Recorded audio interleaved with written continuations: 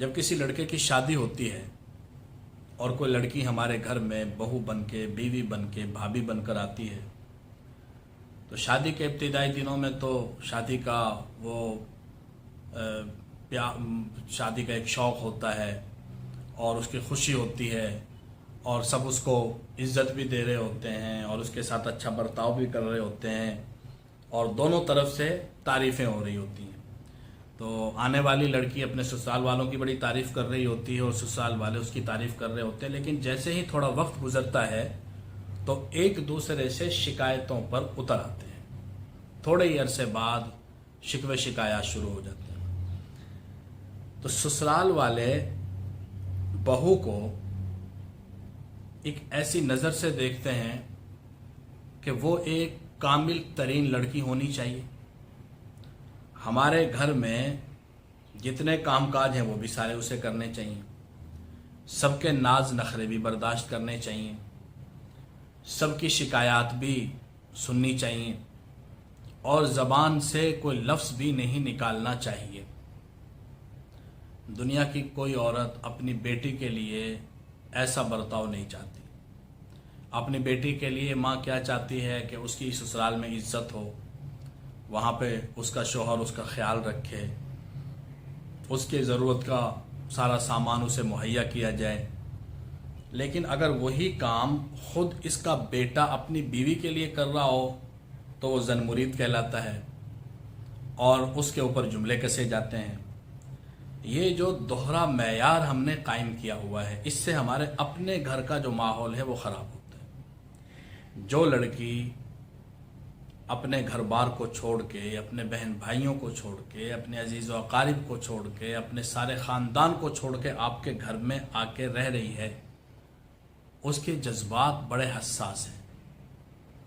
उसकी तबीयत और मिजाज का सबसे ज़्यादा ख्याल रखना चाहिए। वो तो आप लोगों के दरमियान फ़िलहाल अजनबी है, उसे आए हुए कितना अरसा हुआ है, और अगर अरसा भी हो गया है तब भी वो आपका खूनी रिश्ता नहीं है, तो वो आपके दरमियान रह रही है तो उसकी कितनी बड़ी कुर्बानी है।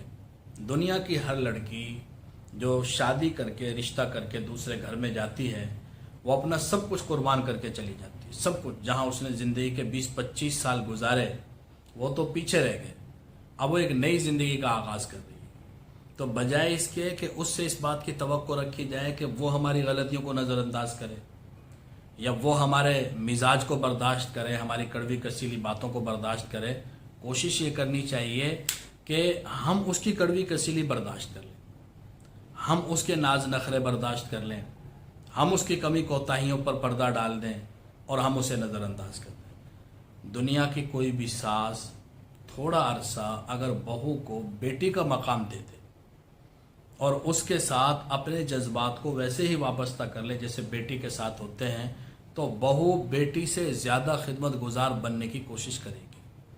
क्योंकि दुनिया की हर बहू अपनी सास का एक दबाव महसूस करती है और उसका एक प्रेशर उसके जहन के ऊपर होता है और वो उसके अंदर भी कोशिश करती है कि अपनी सास को राज़ी रखे। लेकिन अगर सास अपना एतमाद बहाल कर दे, अपनी मोहब्बत का उसको यकीन दिला दे, तो यकीनन वो बेटी से भी ज़्यादा उसकी खिदमत गुजार बनने की कोशिश करेगी।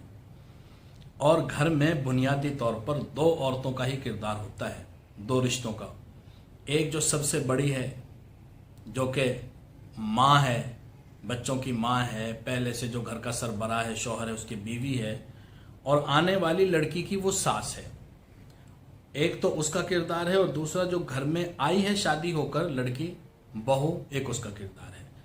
इन दोनों रिश्तों के आपस में खुशगवार होने से सारे घर का माहौल बेहतर हो सकता है। तो सास को क्या चाहिए या घर के बाकी अफराद को क्या चाहिए, अगर बहू से, भाभी से कुछ शिकायत पैदा भी होती हैं तो एक दूसरे को समझा दें, कोई बात नहीं है, वो अभी इस माहौल में नई नई आई है, हमारे मिजाज को नहीं समझती, अगर हमारी तबीयत के ख़िलाफ़ उसने कोई काम कर दिया है तो आहिस्ता आहिस्ता ठीक हो जाएगी, आहिस्ता आहिस्ता संभल जाएगी। बजाय इसके कि हर आदमी उसकी शिकायत एक दूसरे से करे और फिर उसके शौहर के सामने शिकायतें हैं कि तुम्हारी बीवी ने ये कर दिया, तुम्हारी बीवी ने वो कर दिया, तो इससे बेहतर है कि एक दूसरे के साथ समझौता कर लें कि कोई बात नहीं है, وہ نئی نئی آئی ہے، اس کا مزاج اور طبیعت اس کو سمجھنے میں ابھی ٹائم لگے گا۔ بنیادی طور پر انسان محبت کا بھوکا ہوتا ہے۔ کائنات میں اگر محبت کو، نرمی کو کوئی شکل دے دی جاتی تو کائنات کی سب سے خوبصورت ترین چیز یہ محبت ہوتی، یہ نرمی ہوتی، کہ اس میں اللہ رب العزت نے اتنی خوبصورتی رکھی ہے کہ یہ جانی دشمن کو بھی اپنا خیر خواہ اور دوست بنا دیتی ہے۔ بڑا پرانا مشہور واقعہ کسی زمانے میں اخباروں کے اندر چھپا تھا کہ دو خاندانوں کے اندر آپس میں لڑائی جھگڑا تھا، قتل و غارت گری تھی، اور درجنوں افراد دونوں اطراف کے قتل ہو چکے تھے، چچے تایوں کی لڑائی تھی۔ ہوتے ہوتے نوبت یہاں تک پہنچی کہ ایک طرف کا ایک جوان لڑکا اور ایک طرف کا ایک 8-10 سال کا بچہ بس بچ گیا، باقی سارا خاندان ختم ہو گیا۔ اب وہ جو بڑا لڑکا تھا وہ شراب پیتا تھا، خنجر ہاتھ میں رکھتا تھا، اور کوشش اس کی یہ تھی کہ اس بچے کو تلاش کر کے ڈھونڈ کے کسی نہ کسی طریقے سے مار کے اپنے خاندان کو بس میں غالب کر دوں کہ بالآخر ہم غالب آ گئے کہ ہم نے ان کے خاندان کے سارے افراد کو ختم کر دیا۔ یہ اس کی تلاش میں رہتا تھا۔ لوگوں نے اس بچے کو گاؤں سے نکال دیا تھا کہ تم یہاں سے بھاگ جاؤ، کہیں اور چلے جاؤ، تمہیں قتل کر دے گا۔ وہ بچہ بھاگتے بھاگتے کہیں جنگل میں چلا گیا، کسی بوڑھی عورت نے اسے اپنے پاس رکھ لیا، اس نے جھونپڑی بنائی ہوئی تھی، وہیں پر اس کی وہ پرورش کرنے لگی۔ تو ہوتے ہوتے بات اس نوجوان تک پہنچ گئی، اس کو پتہ چلا کہ وہ بچہ تو جنگل میں رہ رہا ہے کسی بڑھیا کے پاس۔ اس نے شراب پی، ہاتھ میں خنجر لیا، آنکھیں سرخ، اور چلا گیا اس کو مارنے کے لیے۔ وہ بچہ اس وقت دودھ پی رہا تھا، اس کے ہاتھ میں دودھ کا پیالہ تھا۔ جب یہ جھونپڑی کے اندر داخل ہوا اور اس نے خنجر اوپر کیا مارنے کے لیے، تو اس نے پیالہ اس کی طرف بڑھا دیا کہ بھائی یہ سارا دودھ تم پی لو۔ تو بس وہ محبت سے کچھ ایسے کہے ہوئے کلمات تھے، ایسے جملے تھے کہ وہیں اس نے خنجر نیچے رکھا اور اس کو سینے سے لگایا اور دھاڑے مار مار کے رویا، اور پھر اپنے اس چھوٹے کزن کو، بھائی کو اپنا حقیقی بھائی سمجھا، اور پھر اچھی زندگی گزاری۔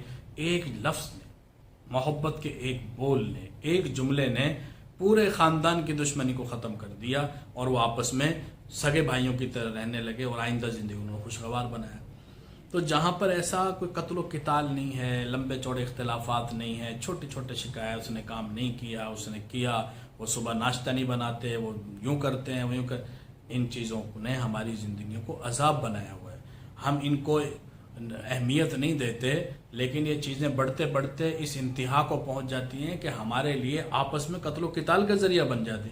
روزانہ اخباروں میں نہیں پڑھتے، ٹی ویوں کے اوپر روزانہ خبریں شائع نہیں ہوتی، سوشل میڈیا پہ کہ فلاں نے فلاں کو قتل کر دیا، فلاں، وہ ابتداءً شکایات ہی ہوتی ہیں، چھوٹی چھوٹی شکایتیں، اور حالات یہاں تک پہنچ جاتے ہیں کہ ایک بیٹا اپنے باپ کو، اپنی ماں کو، اپنے بھائیوں کو مار دیتا ہے، سگے رشتوں کو قتل کر دیتا ہے۔ تو ظاہر بات ہے کہ ایسا تو نہیں ہے کہ آج ہی لڑائی ہوئی اور آج ہی اس نے خنجر پکڑا، تلوار پکڑی اور گردنیں کاٹ دیں، ایسا نہیں ہوتا۔ آہستہ آہستہ شکوے شکایات جو ہے وہ اختلافات جو چھوٹے چھوٹے ہوتے ہیں وہ بڑے بڑے مسائل بن جاتے ہیں، قتل و قتال کا ذریعہ بن جاتے ہیں۔ تو اپنے گھروں کی جو شکایات ہیں وہ چھوٹی چھوٹی شکایتیں ہوتی ہیں، اور عام طور پر وہ غیبت کے ماحول کی وجہ سے ہوتی ہیں اور بلا وجہ کی ہوتی ہیں، اور جب ہم ایک کی بات دوسرے کے سامنے کرتے ہیں وہ اس کو پذیرائی دیتا ہے، اس کو پانی دیتا ہے، اس کے اوپر اور منفی تبصرہ کرتا ہے، بات اور بگڑ جاتی ہے۔ ہونا یہ چاہیے اگر میں آپ کے سامنے کسی کی برائی کر رہا ہوں تو آپ کو چاہیے، آپ کی کوئی بات نہیں ہے، اس کو نظر انداز کرنا چاہیے، اس کو معاف کر دینا چاہیے، ٹھیک ہو جائے گا، سمجھا دیں گے۔ اگر اس کی ان جذبات کو، غیبت کو تسکین پہنچائی اور آگے سے کہا ہاں ایسا تو نہیں کرنا چاہیے، تو پھر غلط بات ہے، اس طرح کریں گے تو اس سے تو بڑے مسائل پیدا ہو جائیں گے، اس آدمی کو شے مل جائے۔ ہم ایسا ہی کرتے ہیں، جب گھروں میں کوئی مسائل ہوتے ہیں، ایک آدمی ان مسائل کو، شکایات کو دوسرے کے سامنے بیان کرتا ہے، ان کو اور پانی دیتا ہے، ان کو اور اوپر چڑھا دیتا ہے، نتیجہ یہ نکلتا ہے کہ پورے گھر میں کسی ایک آدمی خلاف محاذ بن جاتا ہے، اور وہ محاذ بنتے بنتے اس حالت کو کہ سب بدگمان ہو جاتے ہیں، سب کے دل کے اندر بدگمانیاں پیدا ہو جاتی ہیں، اور نتیجہ بالآخر کیا نکلتا ہے کہ سب کا نقصان ہے۔ اس نقصان سے شیطان کی کوشش یہ ہوتی ہے کہ انسانوں کے درمیان، بالخصوص سگے رشتوں کے درمیان دراڑیں ڈالی جائیں، ان کے درمیان اختلافات پیدا کیے جائیں۔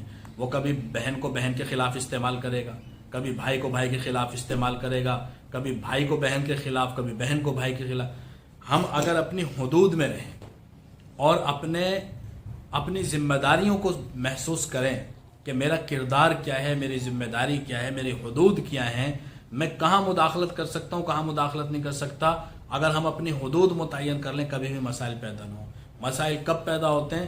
جب میں وہاں پہ قدم رکھوں گا کہ جو میری حدود نہیں ہے, جہاں مجھے داخل نہیں ہونا چاہیے, تو وہاں پر بھی مسائل پیدا ہوتے ہیں. تو گھر میں جو لڑکی آئی ہے, جو آپ کی بہو ہے, چاہے وہ ابھی ابھی شادی ہوئی ہے یا اس کو ایک لمبا عرصہ ہو گیا ہے, وہ آپ کے خاندان سے آپ کا خونی رشتہ نہیں ہے. اور اگر خونی رشتہ بھی ہے تو اس کے ماں باپ الگ ہیں, آپ الگ ہیں, مزاج میں فرق ہوتا ہے, طبیعتوں میں فرق ہوتا ہے. تو ایک دوسرے کی بات کو نظر انداز کرنے کی کوشش کریں. نظر انداز کرنے کی پالیسی اپنا لیں, کوئی بات نہیں ہے, بس یہ جملہ کہہ دیا کریں, تو انشاءاللہ العزیز تھوڑے دن میں مسائل کم ہونا شروع ہو جائیں گے. کم ہوتے ہوتے پھر مسائل ختم ہو جاتے ہیں. اگر ہم انہی شکایتوں پر رہے اور انہی چیزوں کو لے کر آگے بڑھتے رہے تو گھر آئندہ آنے والی نسل تک جہنم بن جائے گا. اگر ہم اس کو جنت بنانا چاہتے ہیں تو آج ہی سے ان شکوے شکایات کے اوپر پردہ ڈال دیں, ان کو ختم کر دیں. اور اگر کوئی بات ہو تو سمجھانے کے انداز پہ, تبلیغ کے طور پہ, ترغیب کے طور پہ کہنی چاہیے, شکوے و شکایت کے طور پہ نہیں کہنی چاہیے. اللہ تعالیٰ عمل کی توفیق نصیب فرمائے.